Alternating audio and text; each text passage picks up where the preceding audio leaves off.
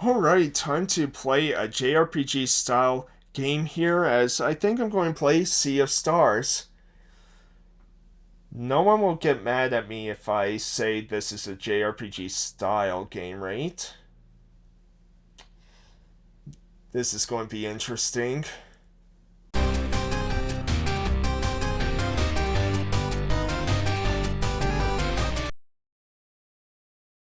Hey everyone, how's it going? Total Level here, and today I want to talk about JRPGs and just the whole idea of, are JRPGs a genre style, or is it just simply RPGs that are made in Japan, or at least made by a Japanese developer? So this has been a topic for quite a while, and definitely something that's been coming up a lot in the past few years, because now we're seeing a lot of different types of games, a lot of indie titles come out here that are trying to kind of capture that nostalgic factor of creating their own JRPG style of this 8-16-bit kind of game, right? But putting their own spin on it, putting their own kind of creative just ideas surrounding their own RPG in this Japanese RPG style, right? So it is something I want to talk about, because this has been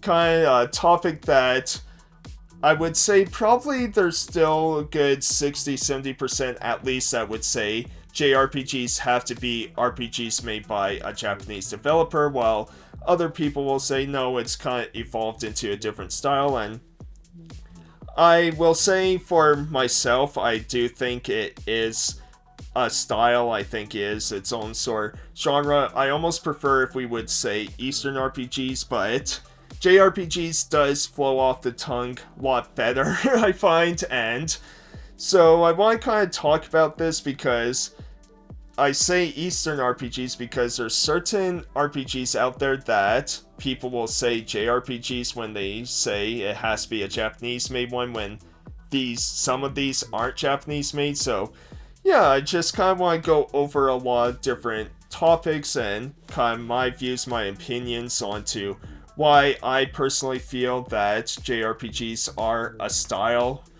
in itself. And it makes sense to kind of use these different terms, because the term RPG is very vague. There's so many different types, and so when you classify of either Western RPG or JRPG, then you kind of get at least a bit of an idea, and then you can break it down even further from there of, is it a turn-based, is it action, is it tactical, is it a cards game, right, that has a lot of RPGs elements to it. So want to go over this whole stuff? Let me know in the comments down below where you stand. I am very interested in hearing everyone's thoughts on this, and yeah, without further ado, let's talk about this. And so looking back at some older games of like the 90s, early 2000s, basically up until Gen 7, yeah, I might have agreed that RPGs from Japan, that's where JRPGs would be, because we've seen so many games back then that you had JRPGs and Western RPGs, very, very different from each other, and Western RPGs weren't really trying to make a JRPG at the time, just like Japanese developers weren't really trying to make a Western RPG at the time. And yeah, you got amazing ones, and one of the biggest collabs, of course, was Chrono Trigger, the Dream Team, right? And fantastic games. So you got so many amazing just games from both sides, because the big difference for Western RPGs was definitely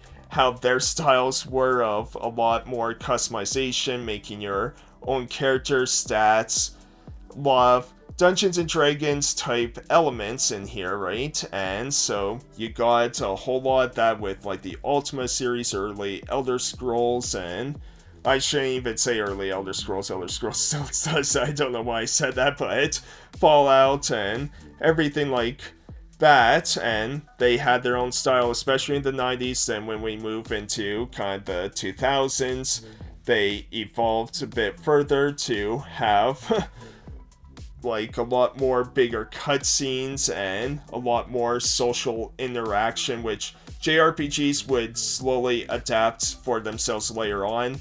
There weren't too many JRPGs at the time that would have a lot of that social elements there. Some games did, but not a whole lot at the time. And yeah, it was just really neat to see for these older games. And even when we got a Western game that had a JRPG style, I'm thinking like Harry Potter Game Boy games had this Final Fantasy style to it, and then my favorite Lord of the Rings game, The Third Age, is very influenced by Final Fantasy X. The UI, the battle system, everything is very, very Final Fantasy X, and yet, even though these are JRPG styles, they still didn't quite feel that way, and maybe that's because I know like they're licensed games, so I don't know, but of course I look at, there's The Wizard of Oz on DS that was made by Media Vision, Wild Arms developers, right? So yeah, but it was just kind of weird to think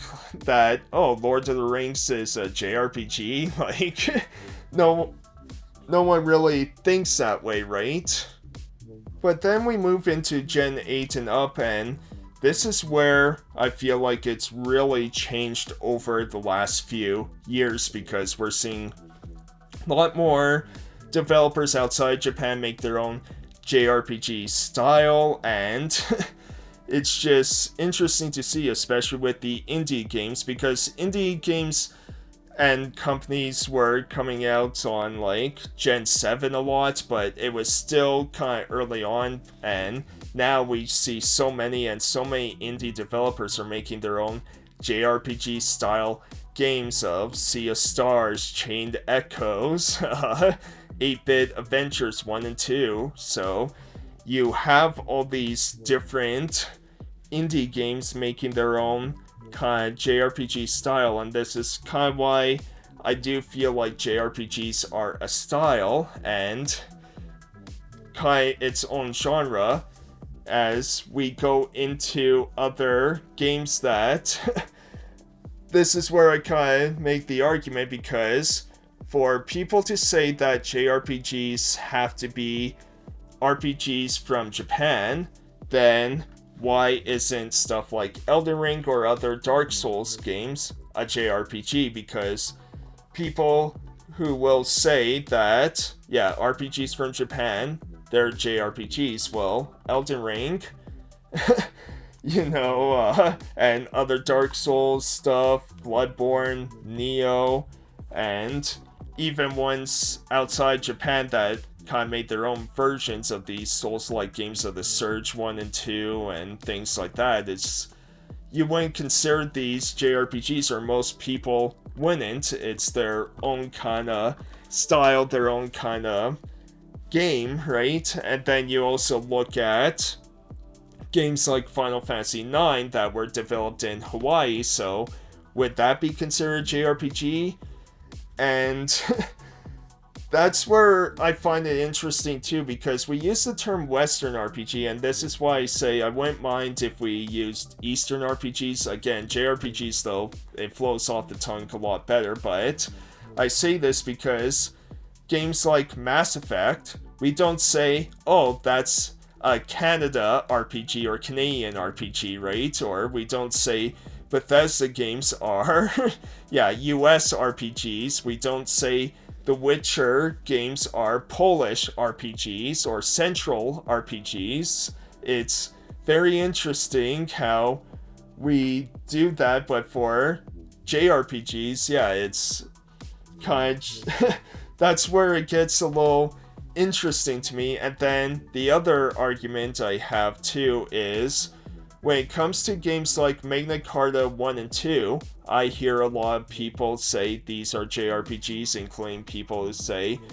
RPGs from Japan have to be JRPGs. Well, those are Korean-made RPGs, and then you got your gacha type games now with Genshin Impact, Honkai Star Rail, Zenless Zone Zero, Wuthering Waves. Those are Chinese RPGs.